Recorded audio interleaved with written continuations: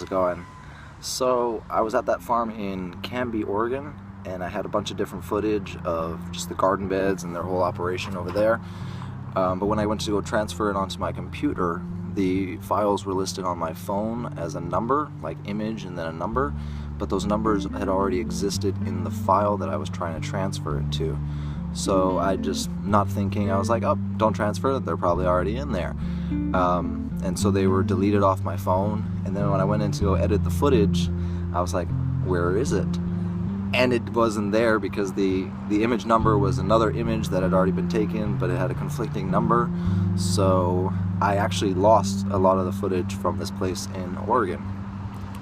But I can still give you the one of just the gardens that they have. That one I still have. It's just kind of a walkthrough. Basically what happened over there, they weren't really ready to be in full production. They had a produce manager who wasn't,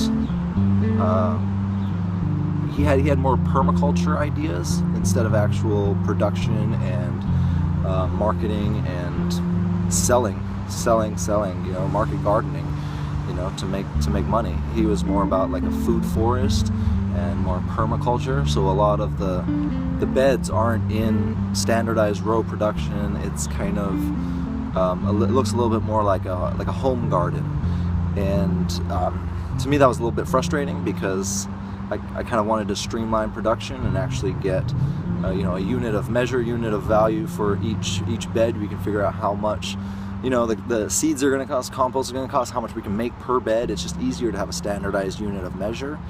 And we were just kind of we had reached an impasse. He just wasn't able to see the value in that kind of an idea. And also they were attempting to put about essentially 6 inches of wood chips on top of a hard packed clay soil and then add the compost on top of the wood chips.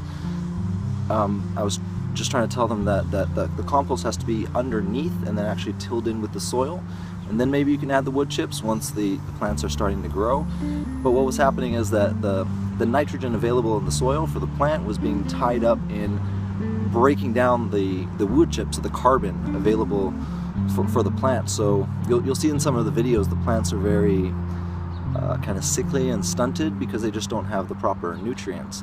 I was just trying to explain these things to these guys, but they were young, kind of idealistic farmers, and they had, you know, a lot of permaculture ideas, and so I just thought it would be best for me to go to somewhere else where I can really learn something and you know, make a difference and actually work instead of just button heads all the time. So it was good. I ended up leaving. I went to Washington, Omak, Washington, Eastern Washington, and then I came back up to Kelowna, British Columbia.